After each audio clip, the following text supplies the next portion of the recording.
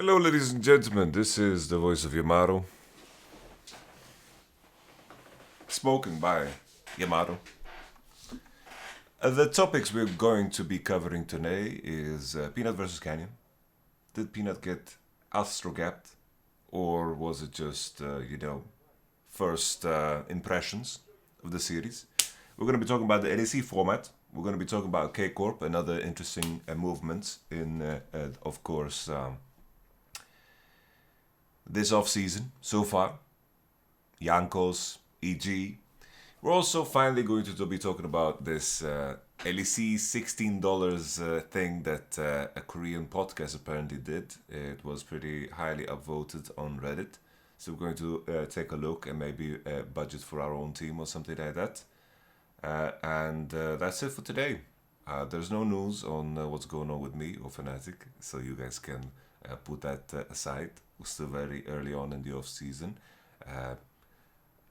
If you hear any news, you probably won't hear it first from me. So I have no interest in, wagging my, I wanted to call it eye penis, basically information penis. People see e-penis. I should stop saying penis. Point is, I have information. I don't have a purpose or feel the need to flex with that information.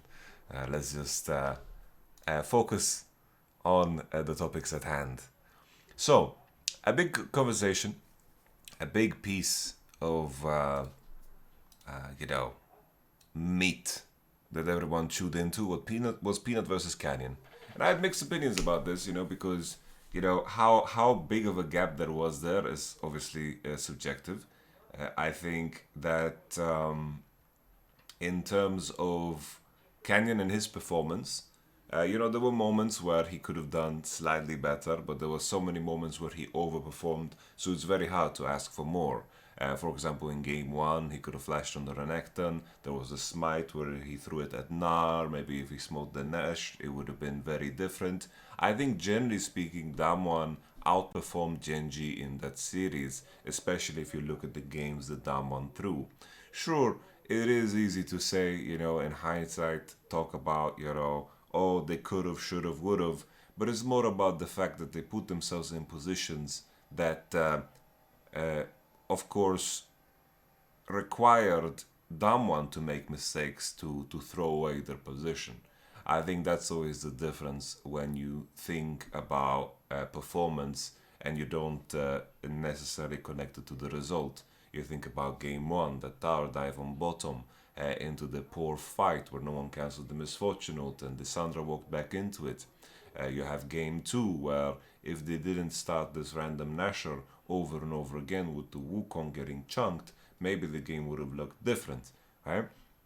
But Genji won fair and square. They held out and they played out the scenarios given to them.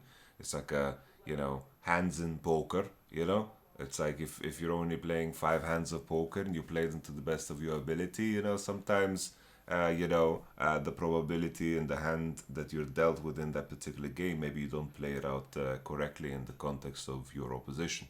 Of course, poker is a game which is a little bit more RNG heavy than League of Legends, but you get the point, right?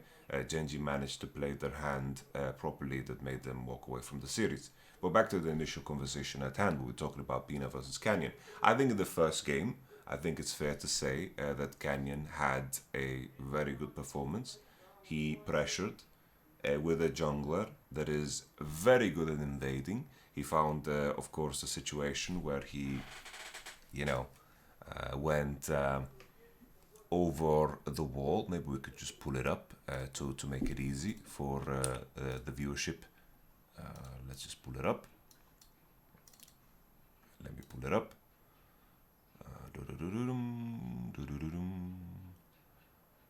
Maybe we just do that. And we change this into... Can't find the YouTube window for some reason. There it is. We look at Genji versus Damwon.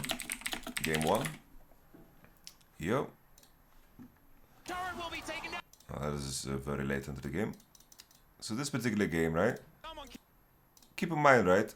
He's playing Maokai into Kayn, and that is inherently a very difficult matchup. What Canyon did in this game was quite brilliant, where he dodged everyone's opinion, not opinion, position. He also dodged everyone's opinion too. Let's say Maokai really doesn't like him, and he dodged that opinion. Nevertheless, we continue. Canyon dodged the ward right. Peanut was in fact trying to do Raptor into top side to slow down his clear, just to make sure that he gets all of his camps. He's trying to, even though this is not the most efficient clear, he's trying to hide his pathing and create scenarios where, of course, he just secures his camps. Because if Maokai manages to secure his camp, that's a big win for of course, Canyon. Here we had the situation where I think Canyon played brilliantly, right, in this game. I think this game, fair and square, even though Peanut is in a very tough matchup, what Canyon did here was very brilliant. Very good that he walks away from the blue right, because he already leashed the Eliu smite on the Gromp, so he doesn't want to be put in a situation where there's a 50-50 around blue. What he could have done is stick around and just fuck with him, but Canyon got 2 camps already, and he wants to make sure that his own camps reset. So it's always a question of, do you want to stick around and harass him on the blue? But it won't really matter, because you need to make sure that you clear your own camps to be put in a position where they respawn and you can get that bigger XP that you get when they spawn later in the game. This was the first initial mark right here, where he should have gotten the kill on Renekton, and then Maokai had free entry into his top side off of this. Another thing that this, of course, with the ward that Damon's bot lane placed, he spots the Maokai cross here. He sees him on the ward, gets pinged out, and there is no option for Kayn to cross here, because Ryze has full mid prio, and Yuumi and Misfortune also have full prio bot. So Canyon, of course, does the right decision here to stay for the respawn. 4-minute mark, you have the Wolf respawn, and then right after you have the Gromp respawn too. As we mentioned before, these respawning of camps are very strong because they grant more XP than before. So still, Canyon is playing a brilliant game. We had the situation later where there was another gank on top, and then we had the Rift Herald situation. This is kind of a price that you pay from before. Nuguri no flash, Peanut, still no base, so Canyon has a big tempo advantage. But all in all, I would say that Canyon played a brilliant game, and I think Maokai, considering the level 1, I don't think he could have done super much more. The only conversation that I potentially had was that after Raptors he could have base and then rush into top, rather than going into top straight off the bat. And then of course as well, even though I'm saying Nuguri burn flash before, like here, the wave was indeed bouncing at one point, but Nuguri kept hitting it. So here, the wave is kind of bouncing. I think the wave is kind of bouncing, you can leave it to it. Maokai should have based and rushed straight into top, and that's maybe one argument. And then you had moves like this where Canyon, of course, did the Herald, and this was the most psychopath Herald ever. This is also a very good play, right? From before, you deny the Wolves, you deny the Gromp, you put yourself in a position where the enemy team, like the enemy Maokai, is not going to be level 6 due to just how the camps worked, and the Peanut clearing a lot of level 1 camps and only getting Raptors and then looking for 6 off of this. So this was also very good from Canyon, maintaining that pressure. Often the rule that what you try to achieve when you're invading and you're taking camps from the enemy is that you're trying to re-invade, because you need to clear their second spawn of camps, because usually if the enemy started on the other side, you have camps spawning at the same time. Like in this game, you had Raptors and Wolves spawning at the same time. You look to punish by invading one side and making sure that you can maintain that momentum. And then around 7-minute mark, you want to try to contest the buff that spawns first. Right? So here in this case, Peanut is going all in. I mean, Canyon is going all in, of course. Canyon is playing brilliantly, and that's about it. You could argue maybe that Peanut should have, taken his respawn of Raptors, stolen mid XP to make sure that he's a level 6, and they could have played around this better. But Damwon did a very good job of invading this. And then the Herald is just psychopath. So game 1, my evaluation, Canyon played a brilliant game. I think there was not a lot of room for Maokai to play much better. He had the Kayn into the Maokai. Canyon played really, really insane and really overperformed. Game 2, we had the game where, plain and simple, even though Canyon played a really good game, you know, another thing to highlight, even though I'm rushing through this and I'm rather quick in this conversation, something that was the most impressive about what Canyon did was his maintaining, like the way he's maintaining pressure throughout the game. Like throughout the game, he is constantly pressing, and his distance control. So this concept of distance control is being aware of how quickly both your teammates and your enemies can come to you, and then playing on the edge of that in order to press and to achieve more in your matchup. Obviously, if the enemy mid laner has prio, he's not going to teleport to your location. So you can view, based off of his move speed and his champion, how quickly he can get there, and then you can play around with some seconds, right? Let's say you're all-inning on bot because you see the enemy jungler on mid, but he's going into bot side river. It means you have around 10 seconds to make sure that the fight that happens and then that you exit, right? And sometimes those 10 seconds can be a difference maker in terms of finding opportunities. And this is something that Canyon did beautifully well. I haven't seen a jungler do it as well as Canyon has done ever. So in this game, right, Showmaker didn't place a ward on top side. So basically, he placed the ward on top side, sorry, but he placed it so early. So we're gonna go back. So his ward was placed very early. It's already running out, right? And usually what occurs is that you place your ward kind of late to make sure that you're safe on one side, and then as your jungler crosses, he can place a ward, replace a ward for you by the time the ward runs out. But this ward was placed very early, and this turns into a problem. Peanut is playing around this ward. I don't remember. I don't know if they have information on this ward being placed or not. Not entirely sure. But Peanut is doing 3 topside camps into a mid gank, and that's it. And that's it. We have good Q flash, and in this game, you know, Canyon is not playing a jungle matchup that is meant to be pressing the enemy jungler, right? And this is where Peanut is in his element, right? Peanut is very good when he gets to clear his camps because he's playing mostly those supportive champions. But then again, Sejuani is one of the strongest junglers on the patch.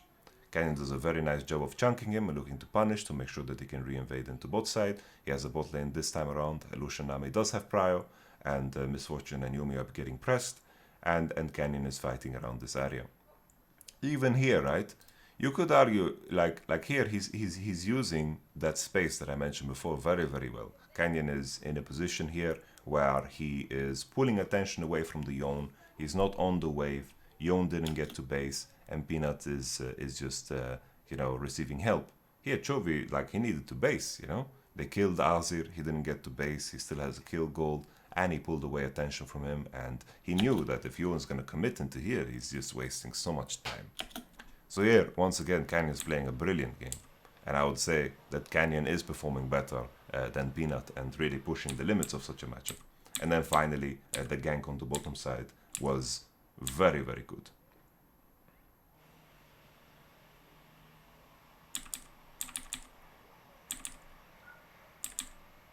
Another good example of that discipline in terms of understanding positioning and understanding lanes.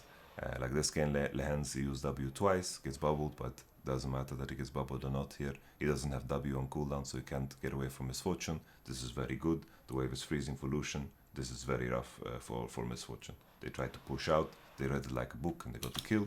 Very nice. Something that I wanted to highlight, we will see it in the second Herald situation. Which was also good. It just here the awareness of Canyon to trade actively with the Seju around his Divine Sunderer, keeping his Conqueror stacks. He is healing up with, of course, red buff. Playing in this pocket. Has his Iron Skin stacks, his Conqueror stacks, you know, he kept them alive and well. Just small nuances like that are some of the things that Canyon does so well. Nevertheless, we continue. Game 3. I think game 3, was probably the best game from Peanut's side if you look at the early game, because Peanut pulled a little wonder move on him in this particular case, where first and foremost, them trying to late invade is insanity. Late invading when you have Poppy, Nami, Lucian into Lulu, Aphelios, Viego. First and foremost, usually when you're the one invading, you're going to be at a disadvantage because you're face checking, and the enemy most of the time can play in a way where they optimize their position in terms against the champions that you move on. So usually, if you're going for such a invade, you want to create a very polarizing. You want to be strong enough that it's polarizing in your direction in terms of how much stronger you're level 1. But nevertheless, we continue. This occurs and he loses a lot of time, and then Canyon activates his Mega Mind right away. He knows that, okay, I'm going to look to press my advantage. Peanut tries to create a clear that puts him in a spot where of course, he is going to, just clear his camps in a way that protects him from any potential invades. But Canyon reads it very well, and he spots the wolves are alive and just starts to leash them. This is insane that he manages to find the fact that wolves are alive. This is not something that most junglers would look to do, but he's checking wolves. Even in a case where wolves would be dead, it would still give him a lot of information about what Poppy decided to do. In a case where Poppy did blue into Gromp, then she would actually be on wolves doing them, right? Based off of how slow she was. That's at least my estimation. He does the wolves, Peanut comes down, and then here Peanut has the issue that he is not level 3. He didn't do Gromp in his clear, so he's not level 3, but he's very close to level 3 because he took one little puppy, raptors, blue and red. So he's missing very little XP. And Peanut plays around this super well. He goes into this pocket here, gets some XP from bottom side, gets level 3, and Canyon assumes now that he pushed because Peanut is not doing the Gromp. He's assuming Peanut went top side, went for golems, and went towards Crab. But what Peanut does so brilliantly here is that he takes XP on bottom side, hides away from Canyon's position, and then knocks him into the wall, and now he is in deep trouble. Tries to run away from the Lucian Nami, but it's just a no-go, and this was a very good game from Peanut. Very nice.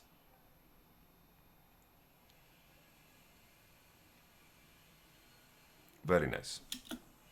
So even though, if you continue on in this game, I think this was a lovely performance from Peanut here to outplay the situation. Game 4, I think this was probably the most significant gap in terms of just pure play, because I don't think that the jungle matchup is that heavily favored for Viego in this. I would sometimes say the Sejuani is better off into Viego. It's a tanky champion that can trade well, and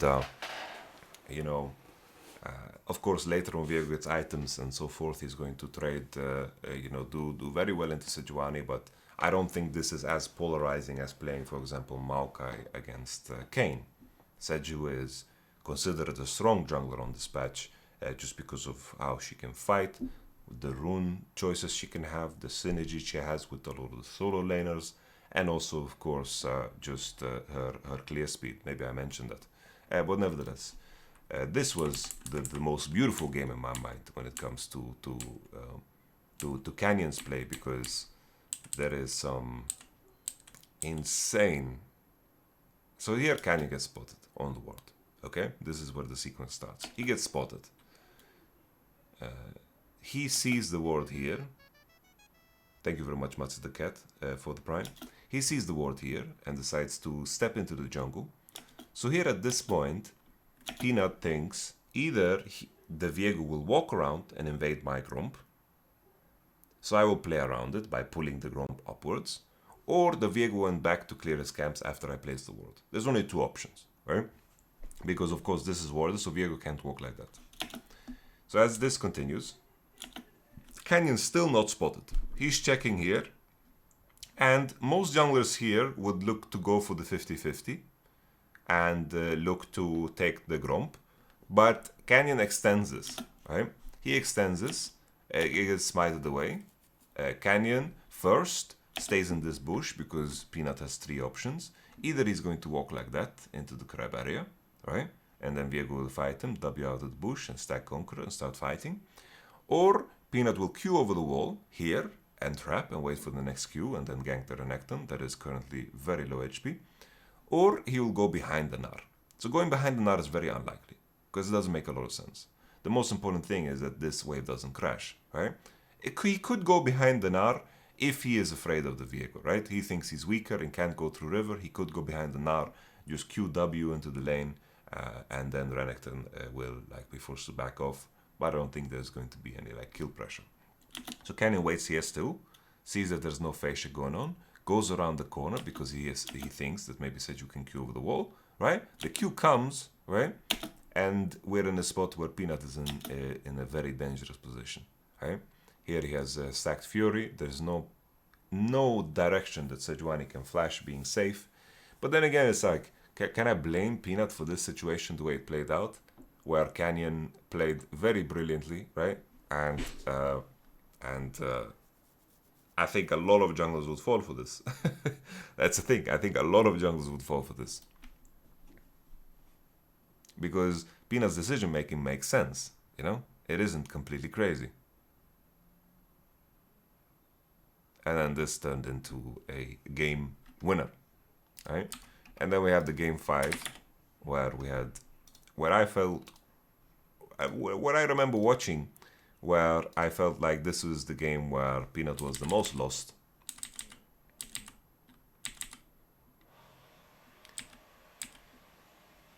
So here once again, can you very brilliantly with the distance control. Main thing here is that Canyon still has Smite. He stole away the red, he stole away the raptors, and Peanut did blue wolves and then walked down.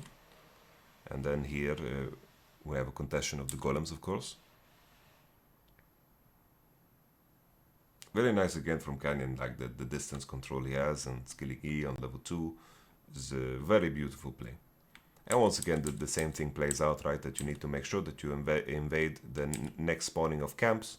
Canyon is already there. He knows that if he loses these wolves, all of his work, if he loses these raptors, all of that hard work is for nothing. And Peanut just needs to go topside in order to, of course, secure level 3.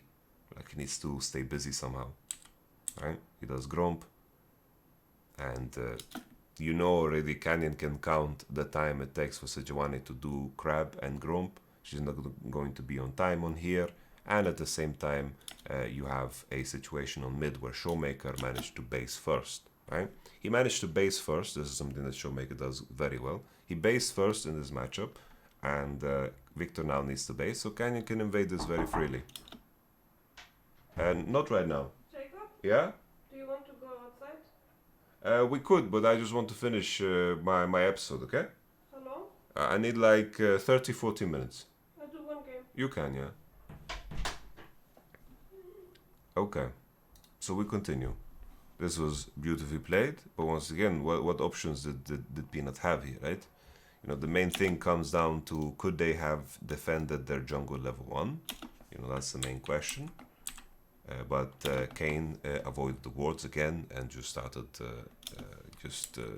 went around and did the raptors. This is just a Kane masterclass, Very, very well played.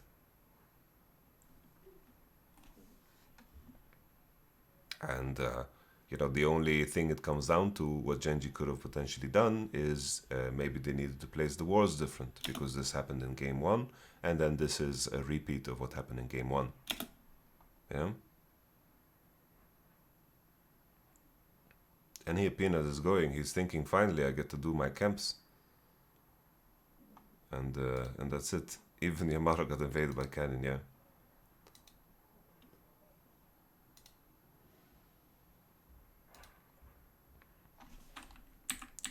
So we're just gonna check finally the red buff invade. Showmaker is his lane is of course in tune with what's going on.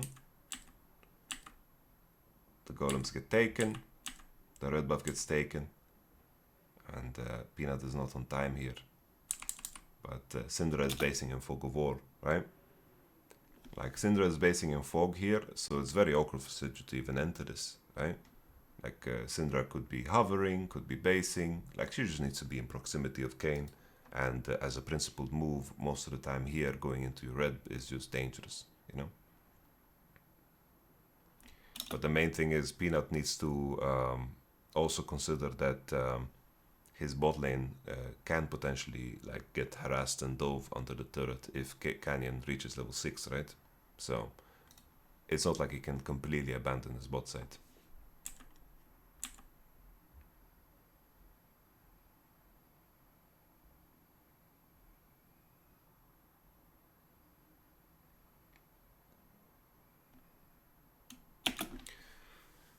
So I don't think Peanut played as bad as a lot of people made it out to be, you know, to summarize this discussion. I don't think he played as bad as, well, that's a timer. I'm just gonna roll that. That's funny.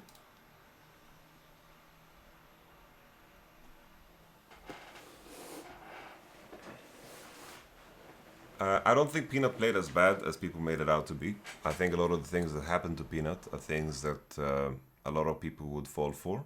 I think plenty of things came down to strong team play and understanding of Kayn, because I think you need to take more risks in terms of how you place wards and do it in a more unorthodox fashion, so you can defend your camps from the Kayn completely taking over the game.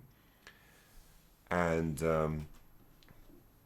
we have some questions in the chat about the Kayn transformation. Well, the thing is, Kayn was just a terrible pick in this game, right? It was just sadly a terrible pick. Picking Kayn here, like the only option is that you're playing Kayn into 4 ranged champs, and he looked to play like he was still looking to play red Kayn, and that was just not good, right? Early on, if you trade with the Kayn, you're not giving him, you know, that much orbs. Later on in the game, it definitely was true that Canyon was struggling, but in my mind, I think Kayn was just a terrible champ to play in such a game, and this was Canyon's hope to overperform and do more than possible. And honestly, he did, right? He kept this game alive with the craziest QW,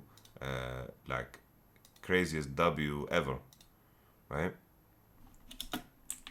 Trying to find it.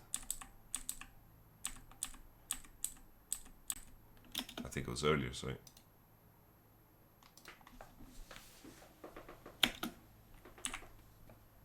Look at this. Look at the Kayn on the flank. Shadoosh. Like, this is his champ to find any play in such a game is crazy. And I thought this was the big comeback, right? It definitely looked like it.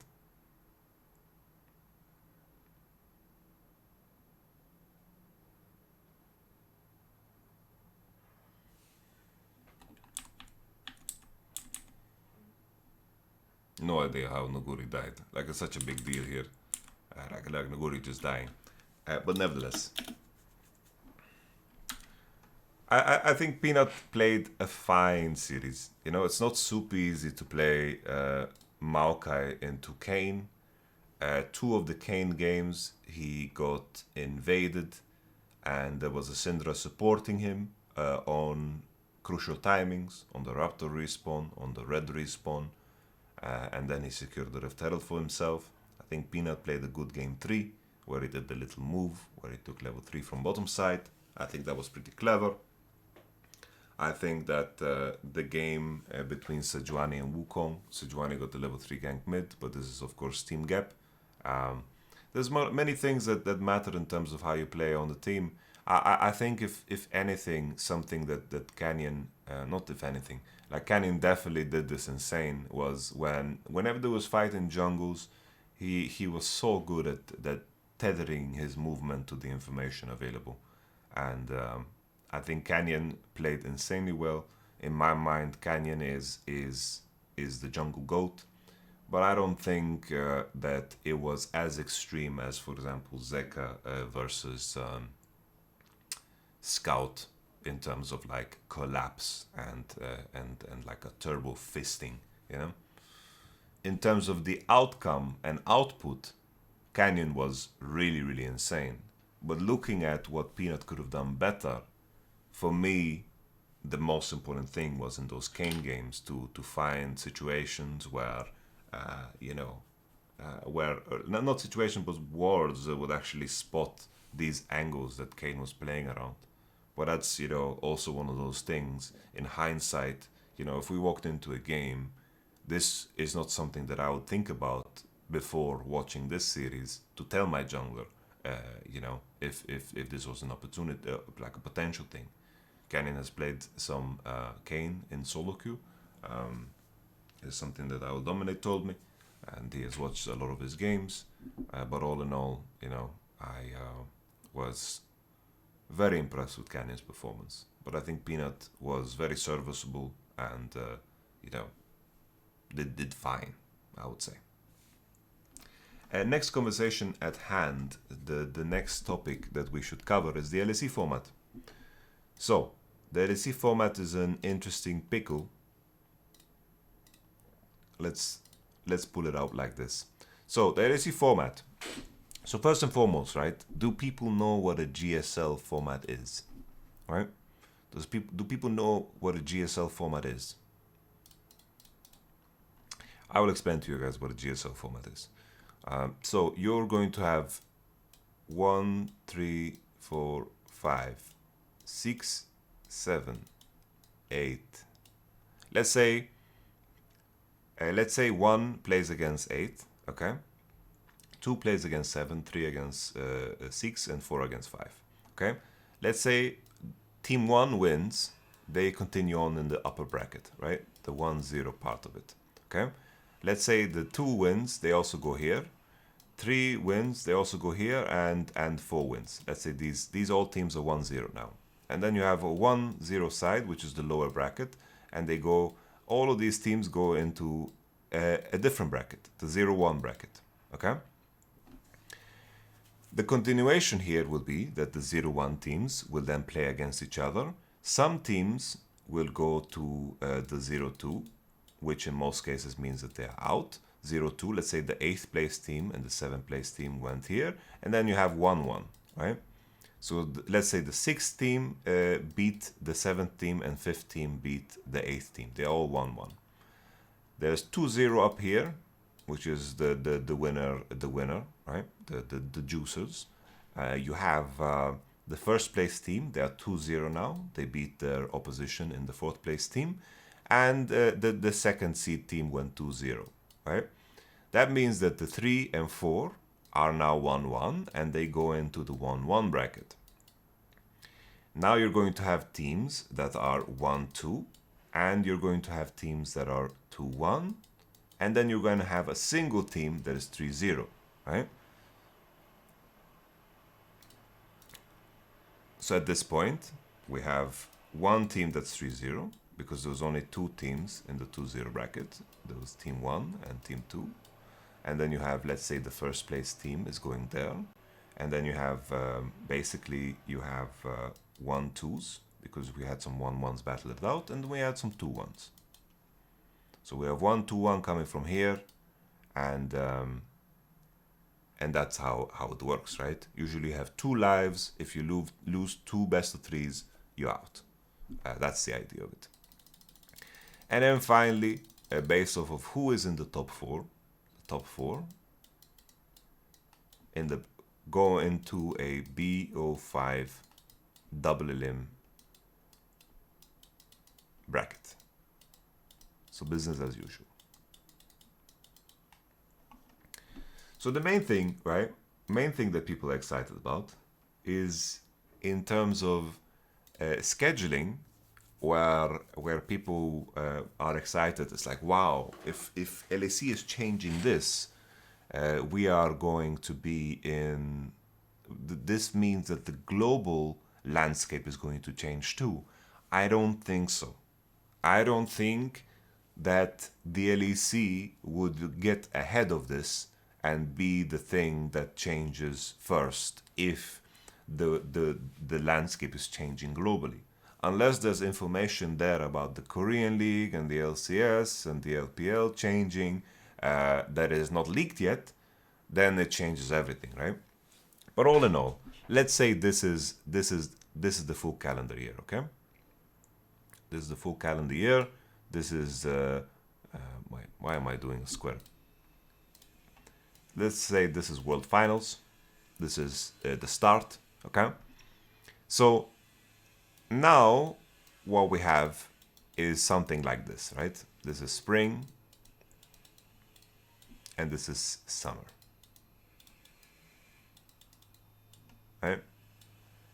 We have some version of this, right? Simply put, this is the calendar, and people are excited. Like, wow, there's going to be 3 splits. We're going to be changing everything. But in reality, how it's going to be, like if you want to make it make sense in that same calendar situation where MSI is being played and World Finals is over here, what's going to happen is you're going to have 2 splits before MSI.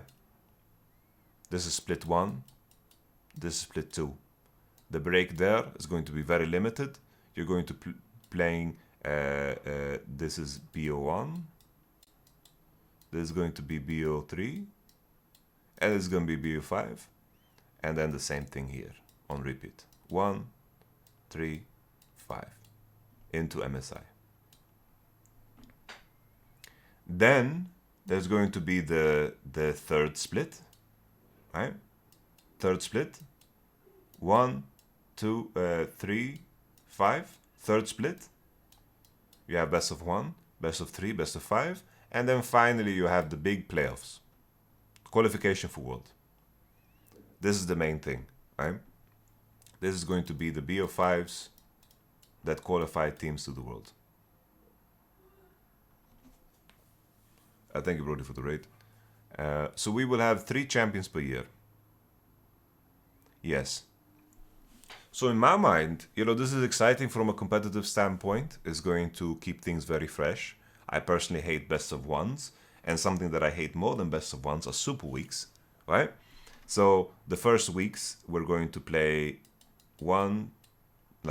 basically 1, 2, 3. This is going to be Friday, Saturday, Sunday. Like, these super weeks suck ass from a preparation standpoint. They are very tiring, very exhausting. I will have to think how to solve that problem, all right? Like how to not be fatigued here in this phase. The BO3s are super exciting, all right? You get to play 4 BO3s, I believe. 3 BO3s, maybe 4 in some cases, right?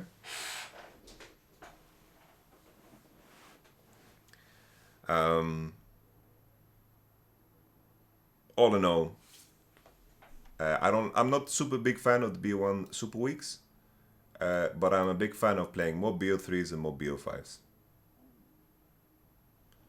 So let's say theoretically, if you play the most amount of games possible, how it would look like, right? So this is just a calendar year.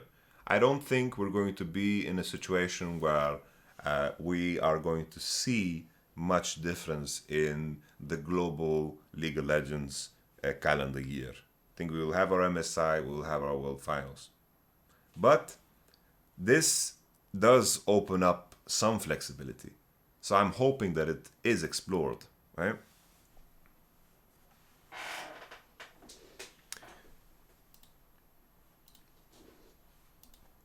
Do you think B1 single round robin is going to make people cry about side selections? Yeah, people will. People definitely will. But everything will be a coin flip. Every time it will be a coin flip.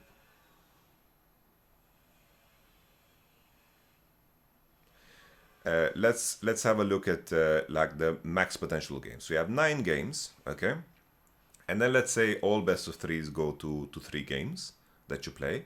You can play, I believe there's a situation where you can play 4 BO3s.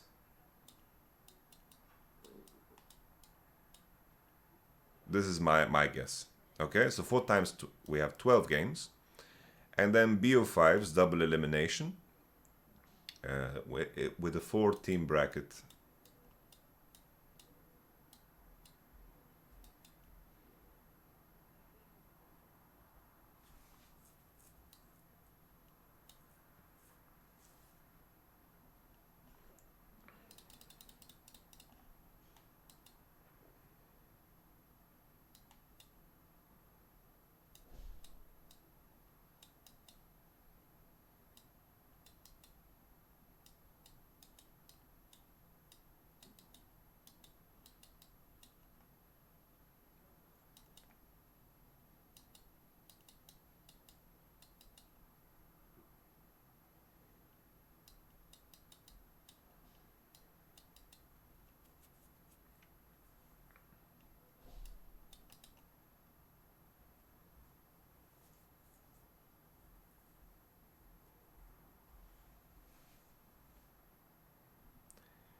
So we have a situation.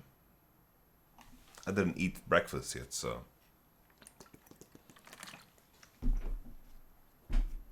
I'm a bit fishy here on my math. So let's say best case scenario, you lose the first best of 5. 5 games, 5 games, 5 games, 5 games. So you have a situation where you can play a total of 20 plus 12 plus 9, a grand total of 41 games in the best case scenario. 41 games.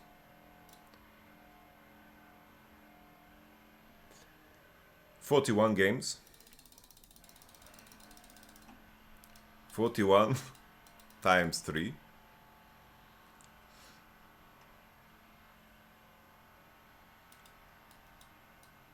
We have 123. 123. And this doesn't count the grand final BO fights, right? The grand finale best of 5s. Basically, I don't understand if it's going to be top 6 or top 8, that best of that bracket. But let's say in a world where you have 6 teams, you can play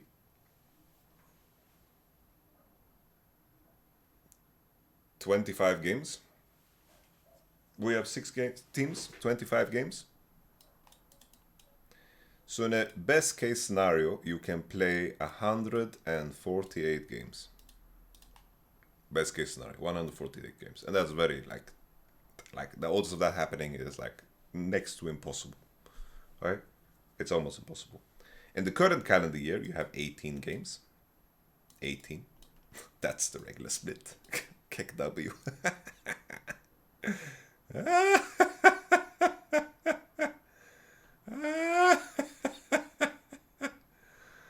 Okay, so that's the regular split.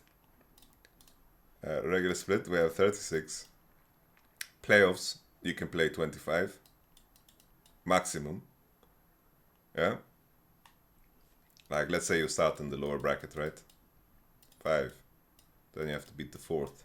Then you have to beat the 3rd. Then you have to beat the 2nd. Then you have to beat the 1st. 5, 5, 5, 5. Just so you guys follow along, okay? Being forced to play these 5 games is it's a commonality for me at this point, okay? It's like last year, okay?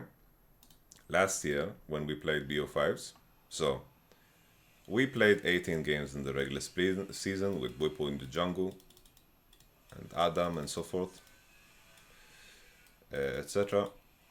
We played 18 regular season games. First best of 5 against Vitality went to 5 games.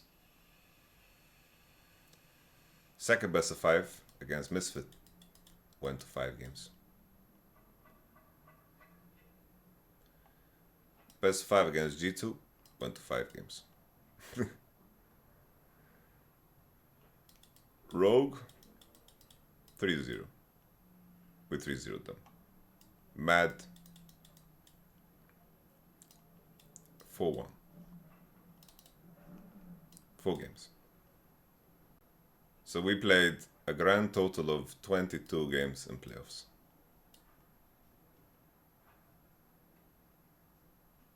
Playoffs took 4 weeks. Well, if you count only play, then it's 3 weeks. Basically, we played VIT in the first week, this in the second week, and then this in the last week. Okay? So in 3 weeks, and this is over the span of 8 weeks. Okay? So do I like the new format? Yes. Almost anything is an upgrade from this format. Let's be fucking honest, okay? This current format was Garbaggio. Best of ones is Garbaggio for competitive integrity. Anyone that is competitive hates BO1s, you know? It is very unrewarding and it doesn't push you to train the right attributes, okay? What's the new format? We just went through it, so you just have to look at the VOD or something else like that, okay? We just went through it.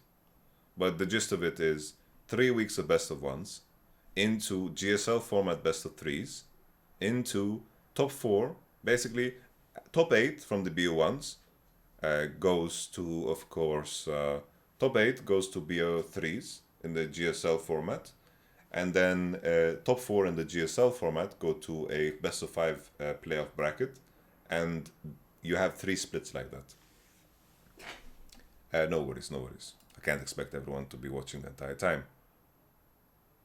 What do you think about the DK Viper rumors?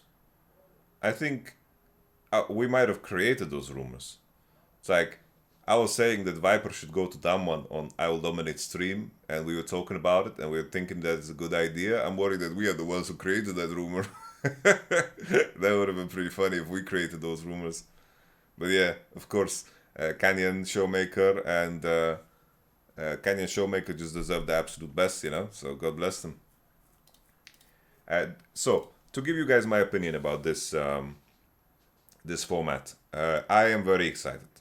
Very excited for it. It will be very tiring, right? Because it will be 2 splits after one another. And let's say, like in this calendar year that I built out, if it's going to be like this.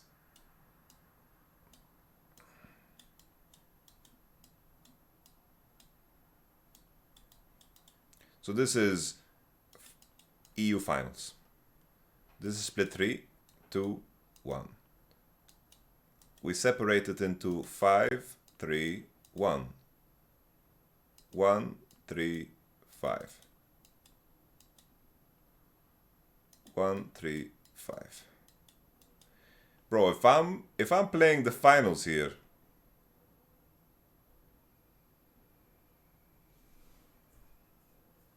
if I'm playing the finals here, the time here to recover is going to be essential for my team. If we play the final in split 1 and we are first place, who is going to MSI? Probably the winner of split 2. Keep in mind, I'm only speculating here, Jungle God. I'm only speculating how it would look like.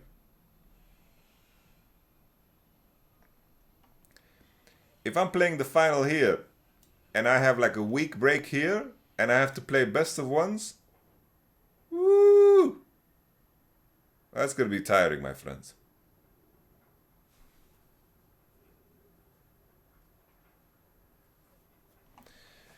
Happy chime noises. To answer your question, he asks, do you think best of 3 should be ever used in playoffs? The thing is, the more games, the more accurate which team is better.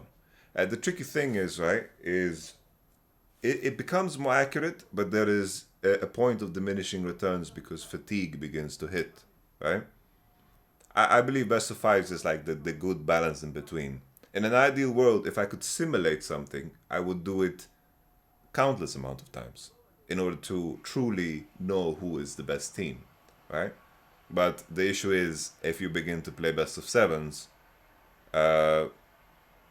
like you might just you know, run into levels of fatigue that will be crazy. What is this fourth split that you put before Worlds? Now this is the split where all the performances from these three splits will be accumulated to create another bracket, right? Let's say I win split 1 and I win split 2, and then split 3 we completely bomb.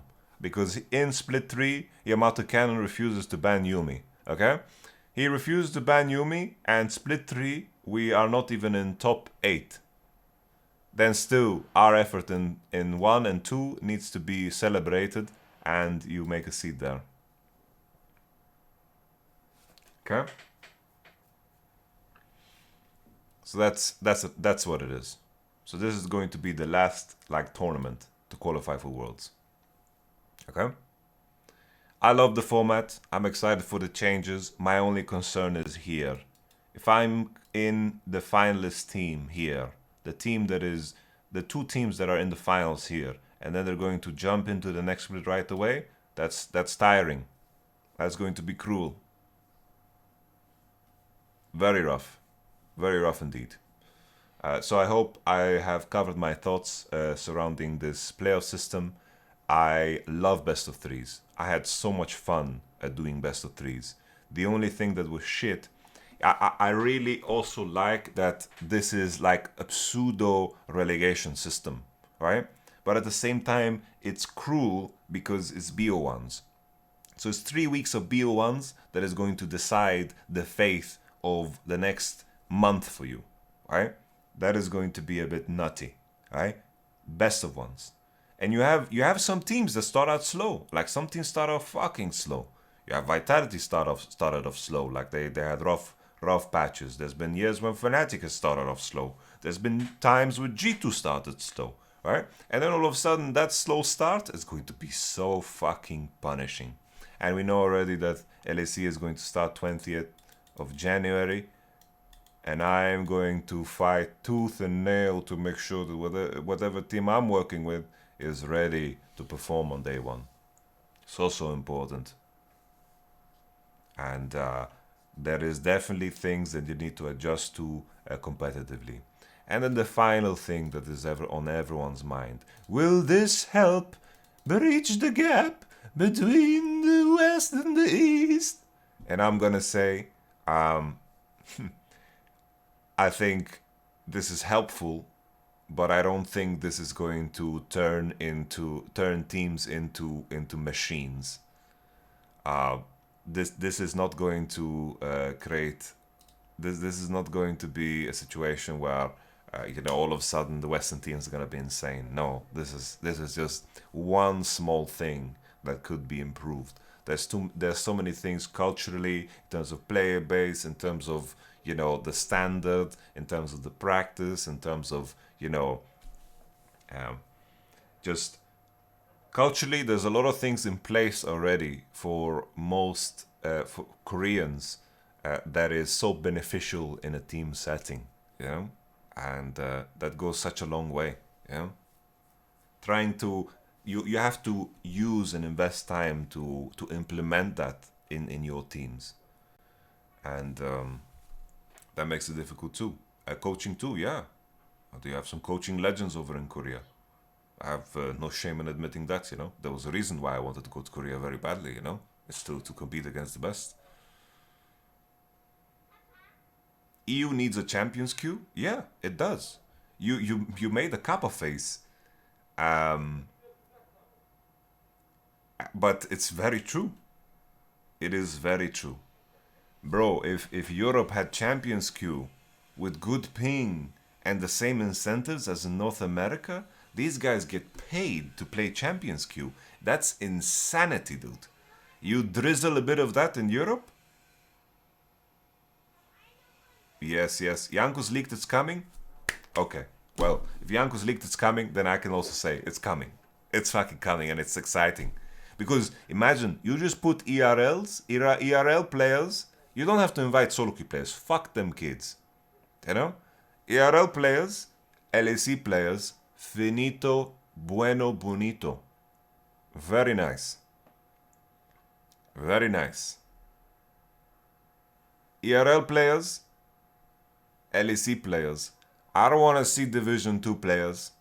They can have their own champions queue. Put them in tier 2. We don't need that. They can play in solo queue. We don't need that. Champions queue, ERL players, LEC players, and imagine, woo! Finally, people will get to see EU Masters versus LEC. That is going to be very PogChampic. Very nice indeed.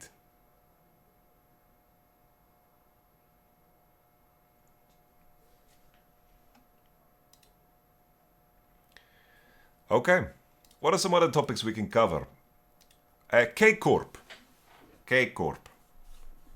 I am very sad that Kcorp is not joining the LEC. I think it would have benefited the ecosystem. I think it would have benefited all of us. I think Kcorp as an organization have managed to create something magnificent. You know, a lot of people judge Kcorp based off of some loud outliers on Twitter and so forth. The fandom is quite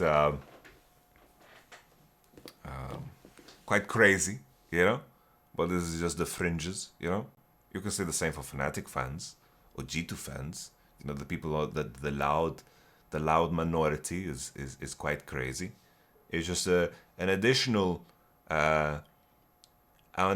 layer of annoyance when you have to press the translate button on Twitter, and then it's like poorly translated, and it's like boom, you know? Kcorp joining the league would have been very beneficial for the league, beneficial for the players involved, and would have been very beneficial, of course, for Kcorp. So I'm very sad that they are not coming in, because I think the later and later you dwell into this, if you are hopeful about the LEC product, if it didn't happen this year, I think that next year will be even harder. Because if you believe in the success of LEC, especially with the coming format changes and the introduction of Koi, Team Heretics, the viewership is gonna boom, the value is gonna boom. So I understand Astralis. If I'm Astralis, I'm not selling. Why would I sell? This year, the value of my slot is going to go up. It will. It will go up. So Kcorp, what they gotta do is they have to hope that the LEC expands. That is the hopium they need to work with. But I don't know, man. They just changed the format. I don't know if they have the, you know, if they fucking can be asked with changing the format again. So Astralis, their slot is gonna go up in price this year, because the viewership will go up. Wouldn't this new format work really well for 12 teams? Maybe. I'm not so sure. Not so sure. To speak about Kcorp as well, Cabochard, you know, Cabochard. I think Wunder has been Wunder is the top laner to have on your team, but I think Cabochard is definitely up there. I think if you think about the three top laners, Cabo, Wunder, Odoamne, those are the guys that you want on your team. Some people might ask me, why not Broken Blade? A Broken Blade, I think he's just below these three guys in terms of, you know, being able to find themselves within every meta and, you know, adapt themselves to whichever players they are playing with, you know? And I think that's crucial. Broken Blade is a very unique player and works in a very specific situation. And I think he has expanded on that in this year, for sure. He has definitely expanded on that in this year. But all in all, I think the other three are quite more flexible, and I think Cabo Shah belongs in the LEC, baby. I love me some Cabo Bill. And then, of course, in the context of this, like people were talking about, yeah, Astralis, bottom feeders, the system change is gonna fuck them up. Guys, Astralis was not the weakest team in the LEC. I don't know why people talk like Astralis was the 10th place team. That to me is very strange. Like they did fine. They were 9th place, okay? But they were a couple of games away from playoffs.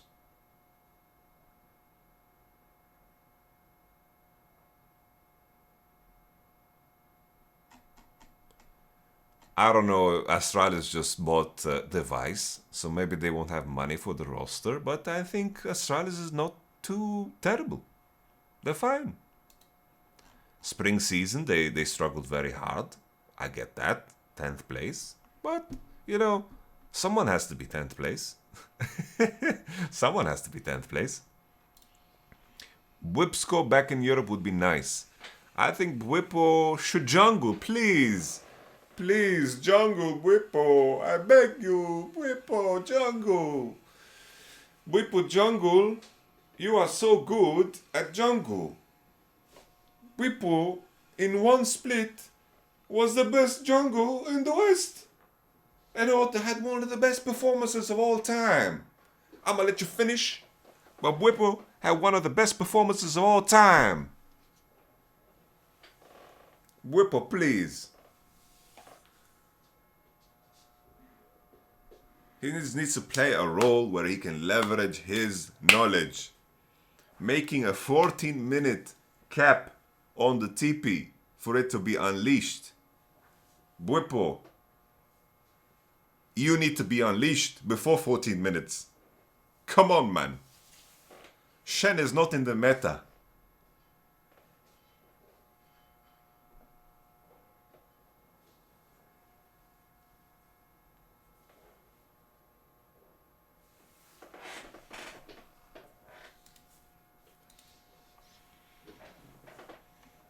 Bro, Whippo fisted everybody.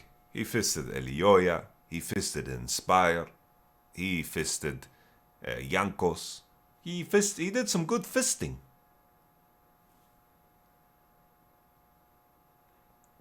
Some good stuff for my man.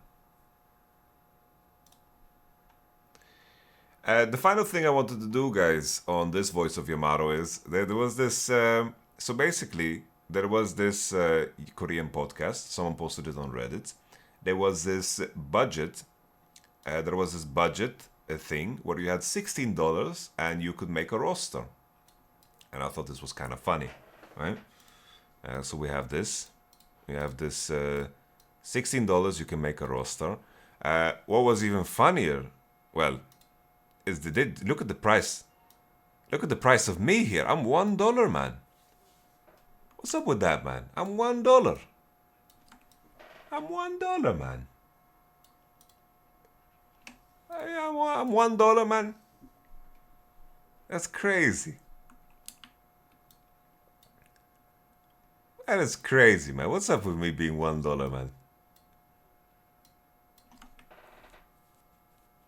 At least you exist on the chart. Yeah, sure. All right. I will put this in the corner as a reminder. Okay. So what are we doing with $16? First, we can also show you guys what they did. So in their assessment, so we have a roster with Alfari, Veteo, Kobe, Mac, and Labrov. And these guys do not have a jungler. So I'm assuming Mac is jungling. So this guy, don't let him be in charge of your budget. Don't let him go to the store to get ice cream and then you give him $20 and you should get change back because you will get scammed. This guy doesn't know how to manage his own budget. All right? And then we have Song. Okay, Song, gangster. Okay.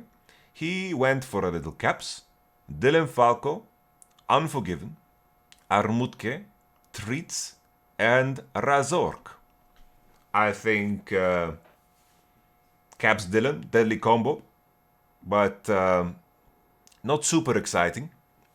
So this guy is so fucking smart, man. Look at that. He spends $1 on the coach. I think that's brilliant. He has a Odo, perks, $2 for perks. $2, man. He has perks AD carry. Brilliant. I like that.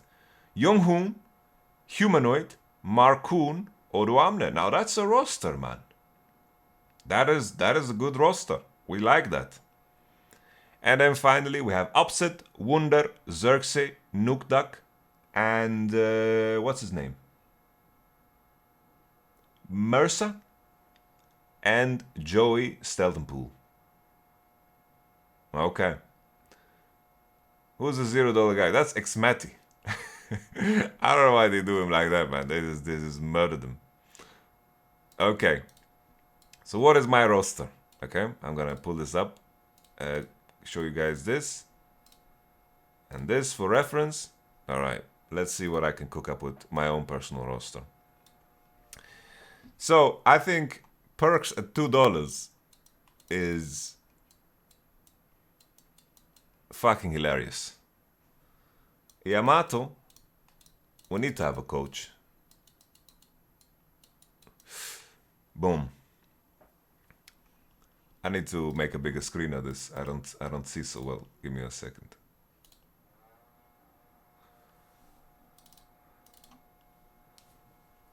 Okay.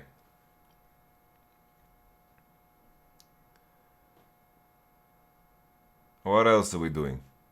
So perks, we don't know which role we're sending him into yet. I think we just let's just get a caps in there. $4 caps. Caps. Let's put a little caps in there. Let's put Xmati as a sub here. $0. I don't know why they murder him like this, man. Xmati on the side. Where's Mickey, man? Where's Mickey? Mickey! Mickey, man. Where are you, Mickey?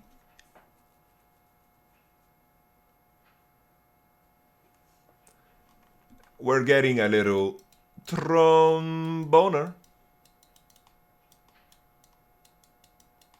Okay. So we spent already $11. Shit. $11. Just like that.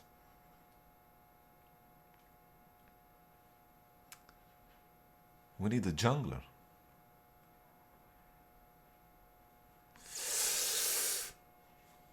Elioya.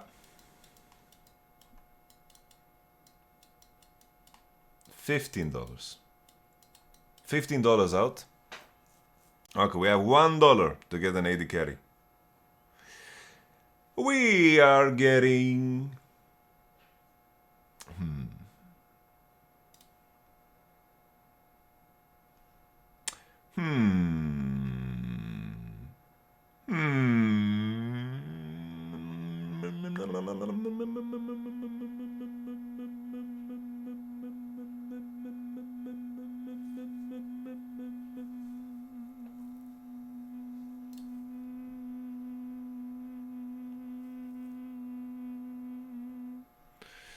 Are we selling our coach? I think we're selling our coach, guys, to free up some budget here. We are selling our coach to free up some budget. Nah, at $2 we have to buy perks and just put them in there. So we have perks and Trimby. They're gonna work together. They're gonna play together. We're freeing up some budget. Shit, man. Wunder at 3 is also steal, man. We're gonna try to make this work. We need Wunder at $3. That puts us at 17. What can we do? What can we do to trim the budget?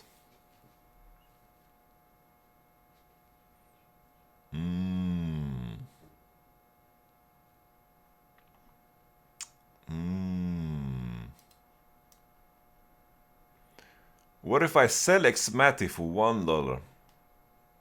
And then I have that extra $1. Maybe that's the move. We're currently at $17.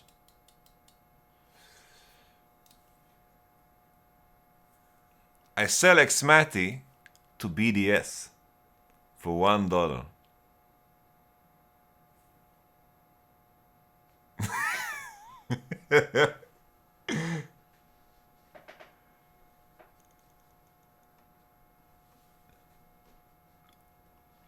Ah, you know what we do.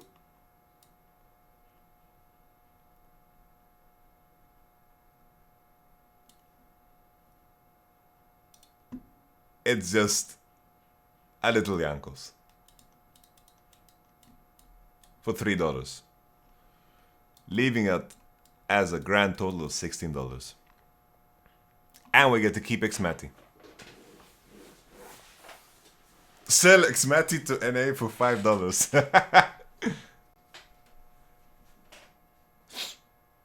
Yeah, we just recreated G2 from 2019. Where's Hilly? They didn't put my boy Hilly in this, man. There's no Hilly.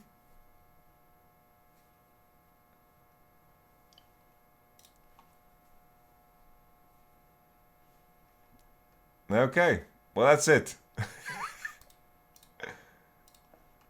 Let's make this thicker so this is more visible.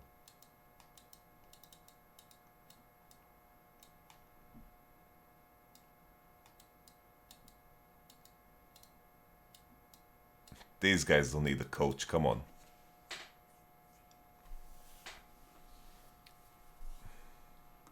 Honestly, for this team, I'm coaching this team for $0. Nice. That's nice. We like that. Very nice. Very nice. Guys, are the $5 players too expensive? Yes. Yes, they are. Like, if you're in an off-season, I don't know if you would ever want... Like, basically, like, if you think about it subjectively, it's like... Would you pay more for Larson if you have access to a cheaper Caps or Humanoid? I don't think that's gonna happen.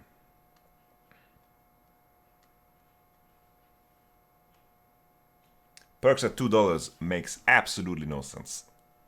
That is a freebie in the bank.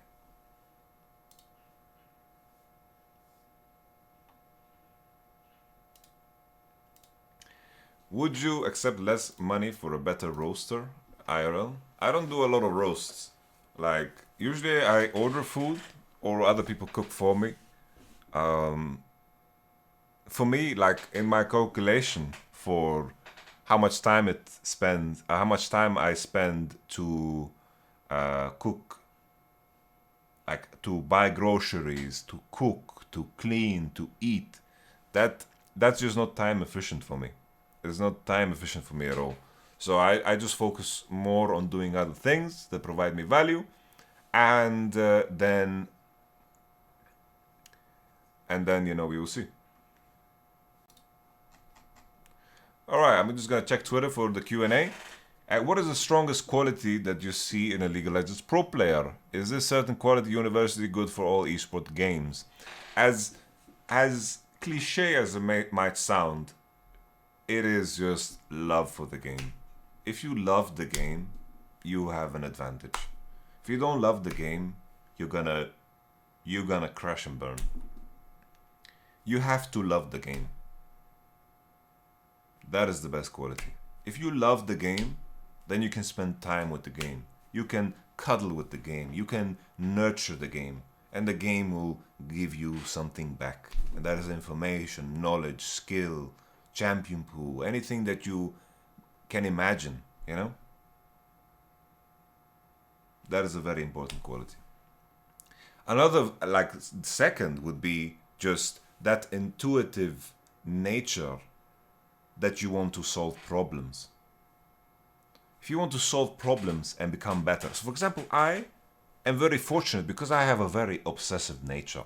Like, if I hate, like, sometimes it's like Alena, my girlfriend, she wants us to play a PlayStation 5 game, you know, a PlayStation game just to relax. And I had to work so hard to disconnect my brain from, it's like if I play a game, I want to min-max, I want to know every fucking detail, I want to do everything perfect, I want to 100%, I want to fucking annihilate it. I get obsessed. There was this week when we were playing Divinity Original Sin, okay? It's like a co-op game. And for 2 weeks, I could speak about nothing but this game.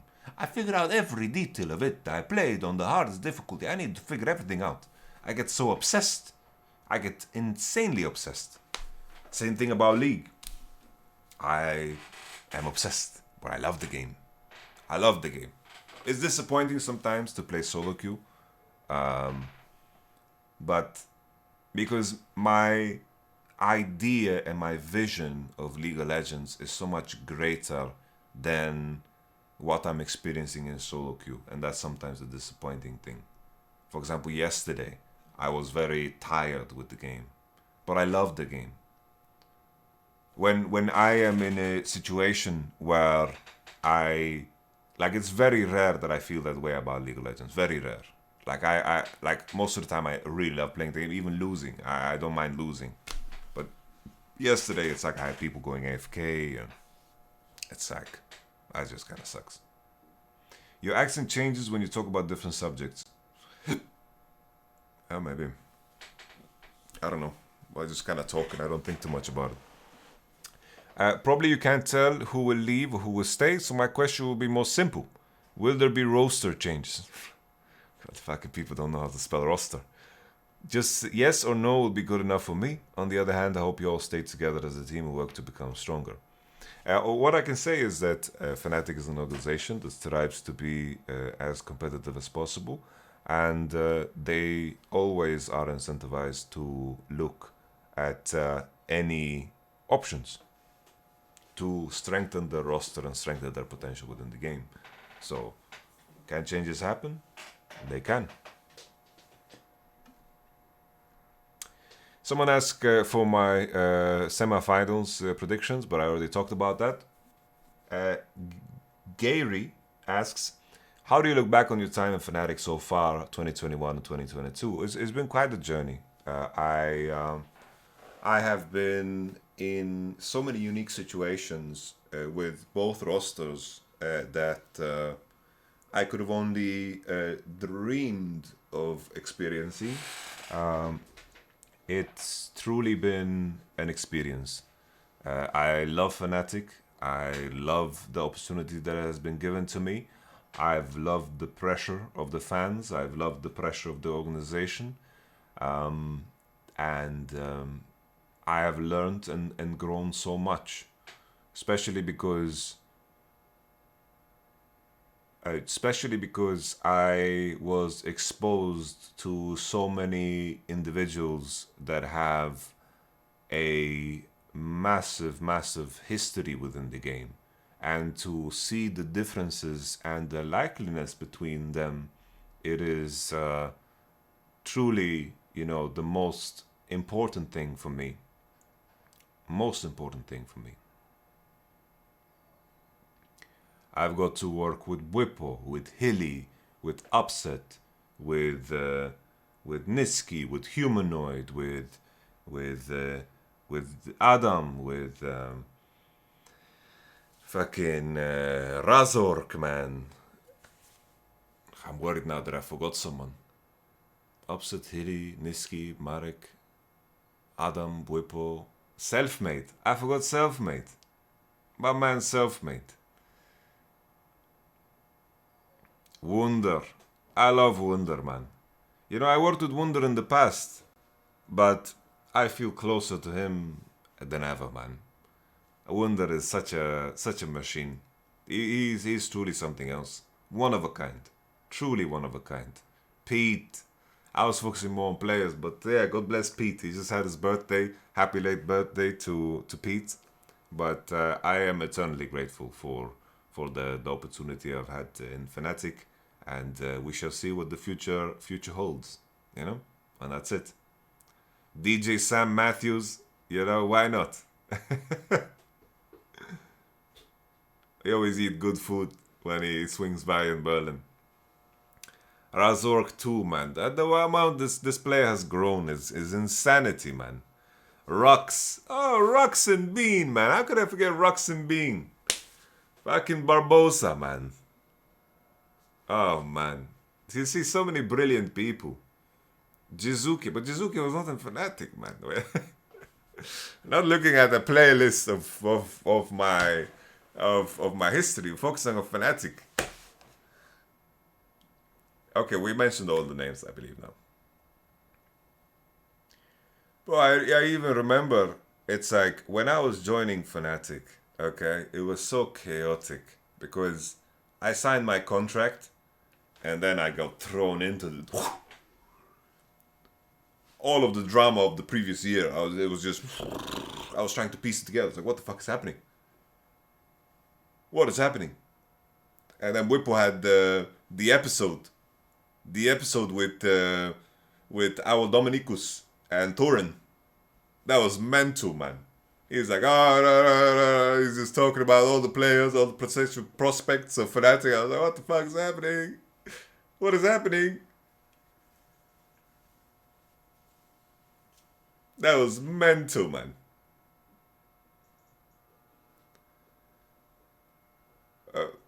Yo, we're not going through my history of players. We're only focusing on Fnatic right now. Like, my man, I remember the teams that I worked with in the past. That shit was crazy. I remember I was playing normal games with Reckless. We were just spending time together, you know? He was just like, speaking his heart out with me. And, I was just there as a friend, you know? I didn't want to, like, influence him in any shape or form in terms of his decision in that off-season because, like, he was holding Europe by the balls, you know? Everyone was, like, holding their breath. All the AD carries were just waiting for Reckless to find his home. And he was choosing between Fnatic and G2. And I just encourage him to do what feels best for him, you know?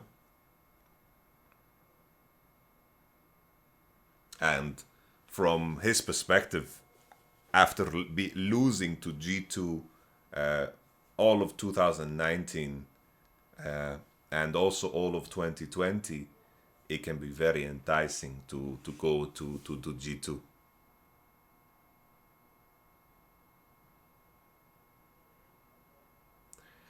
Yeah, honestly, Bwipo and Hilly could both be...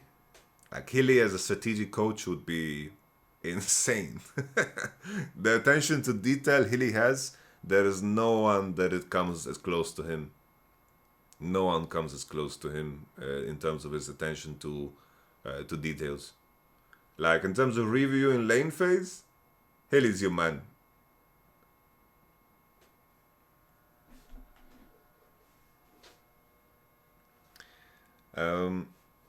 Anyhow, I am going to check if Alana's ready.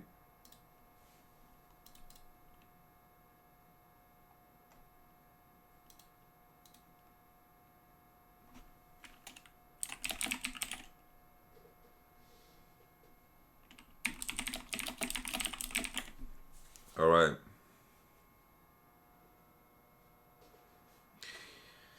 Yeah, I think in terms of the AD carry position, as sad as it might sound, I feel like AD carry is probably the least impactful role.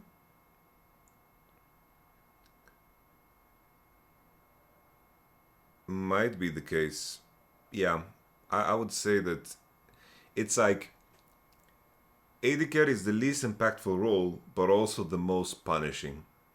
Because it's the most obvious when the AD carry plays bad. It's very obvious when an AD carry plays bad.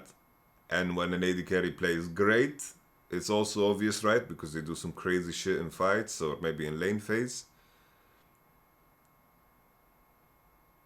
But in terms of like winning games actively, you know, I think the other roles could find more impact within the games. It's like AD carries in terms of the game flow.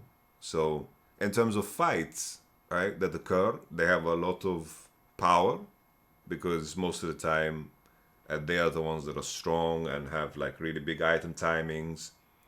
And but there's a lot of things in the game that want to cannibalize the AD carries.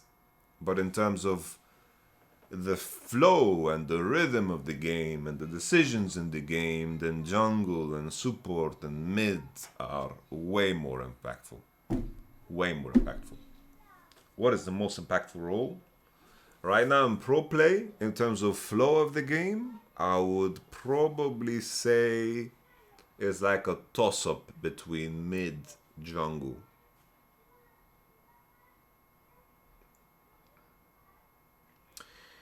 It's a tough conversation to have because everything bleeds into one another.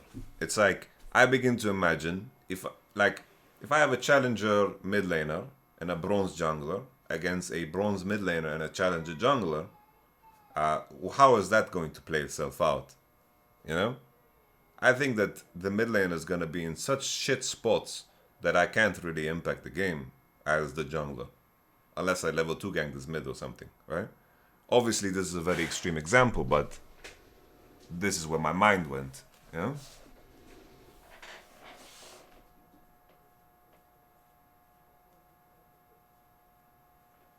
I think Healy is a very underappreciated player. I think Healy is a player that can, you know, I believe that Healy needs, you know, certain personalities around him to really, you know, be that Healy that fucking dominates, you know? He has that in him.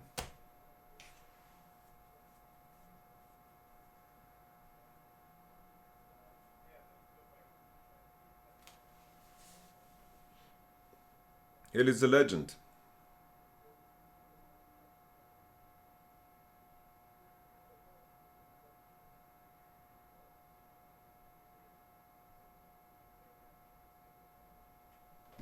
I feel like the word GOAT is something that is so overused. A GOAT stands for greatest of all time. When someone says Hilly is a GOAT, then it implies there's multiple GOATs. And if there's multiple GOATs, and to be fair, I've also used the word GOAT in the wrong context. So I don't have clean hands as well on this topic.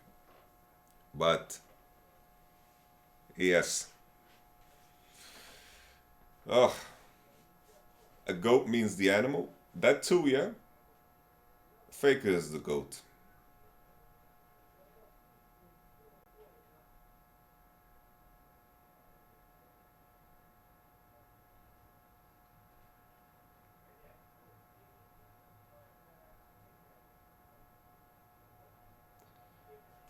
Bureau of the goat. Det är fucking sant. Hur mår du, Markley? Det var länge sedan.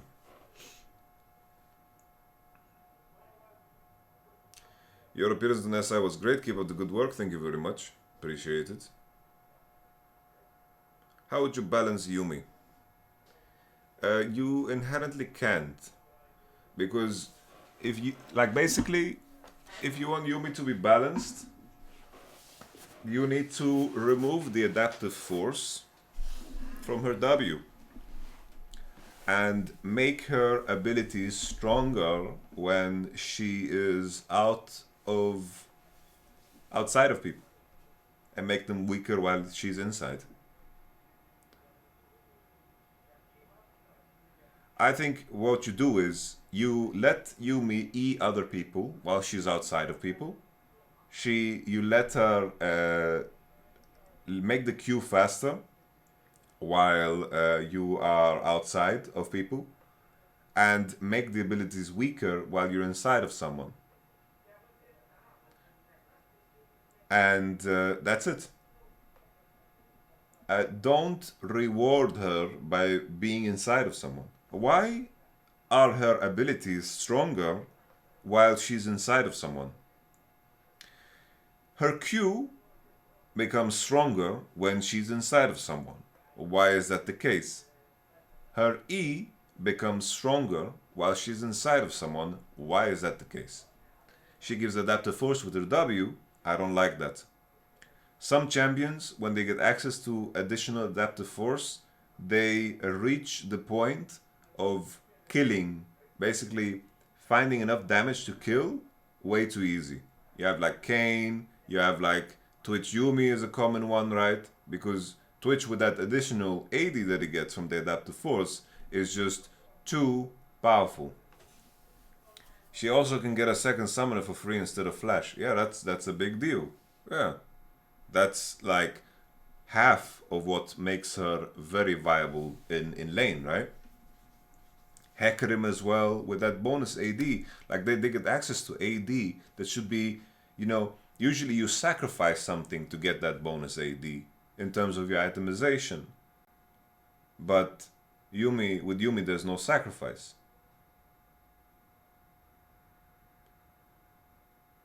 That's the issue.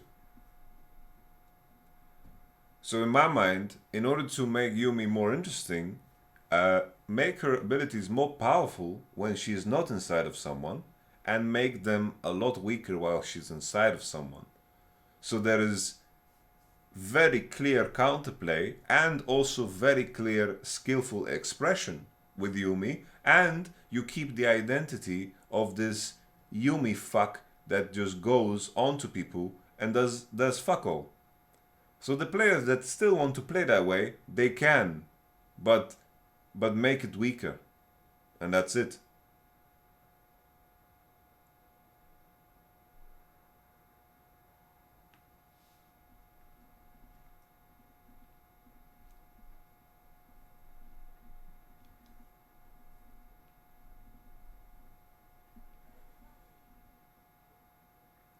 We feel that momentum is too powerful of a factor in BO5. That's because of, like, basically, that's because just, it's like momentum is a thing because most people have a short, I don't want to say short memory span, but a short-term bias. Basically, if you watch 3 games of League of Legends, EDG wins the first 2 convincingly, and then the third, let's say DRX stomps, then the bias will fall in accordance to the most recent result, both for the players within the game and also for the players for the spectators outside of the game. That is what momentum is, right? It's like making the assumption that the most recent occurrence is the most true. I'm not saying that EDG won convincingly. No, don't get me wrong. I just thought of the first names that came to mind. That had nothing to do with the series.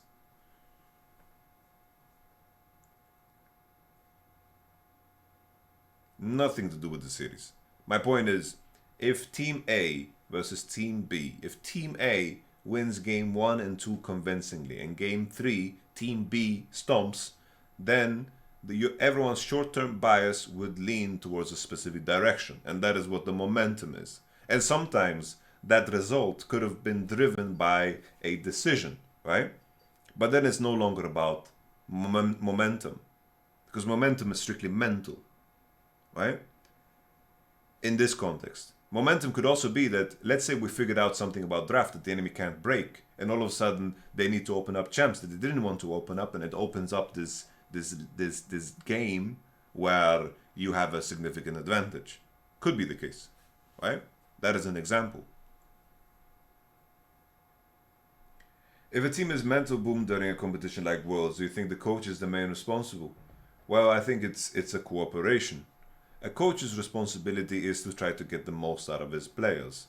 But sometimes, let's say I open up a can of pickles, and there's only one pickle in there. Maybe I'm not going to be able to create more pickles in this can. There's only one pickle. and I'm gonna take that pickle out of the can, and I have one pickle, right? I'm not gonna be able to create more pickles. So it's a cooperation.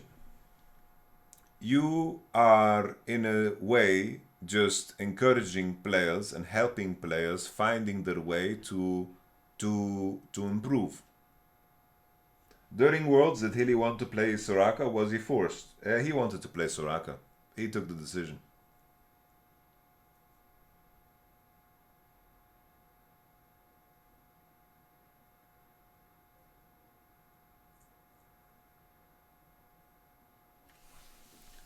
So my point is, when you're working with someone, a player, let's say a player that's very prone to mental booming, that's just how he is, okay? You work with him to work on his weakness, right? But just because this player mental booms, that doesn't make the coach at fault, right? But coaches should be blamed for everything, but also at the same time not. They should be responsible for everything, but at the same time not.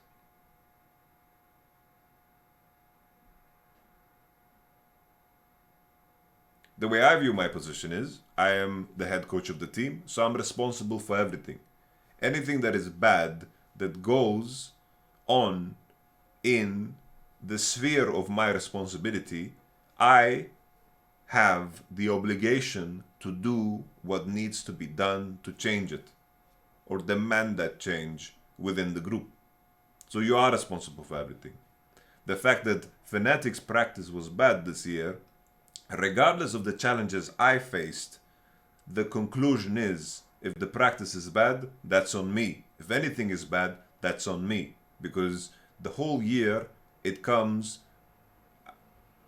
down to the fact that I need to figure out a way to make it perfect.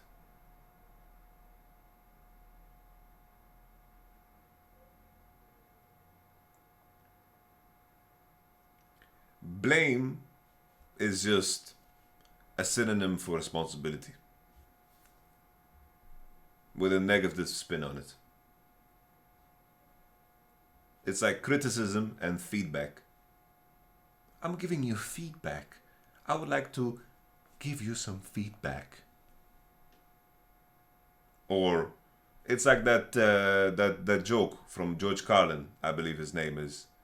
He said in the past, PTSD, the word for it was shell shock. Shell shock.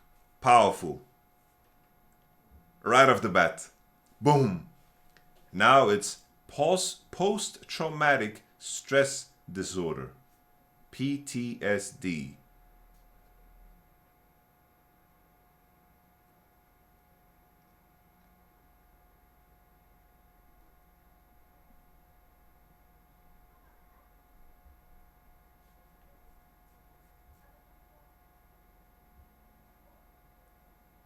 Post-fanatic world disorder.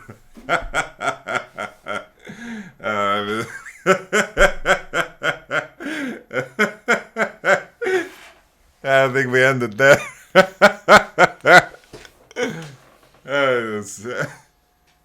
Oh man, that was a fucked up thing to laugh about, but I love it. Okay, let's go in. Okay, thank you so much for joining me, guys. Who do we raid to end the episode? Who do we raid? Who do we raid? Who do we raid? Who do we raid?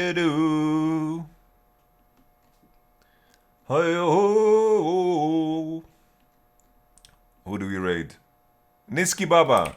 Let's raid Niski Baba. Niski! Niski! Raid Niski.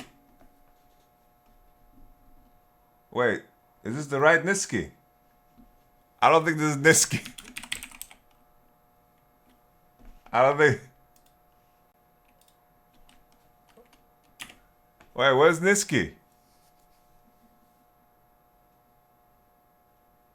And let's raid Nail, guys. Let's raid Nail. Raid Nail. And that should be good for now. I just need to wait. Nagil. Well, I guess it wasn't cheap enough. This is as low as I can go. Someone has to go for this, right? Right?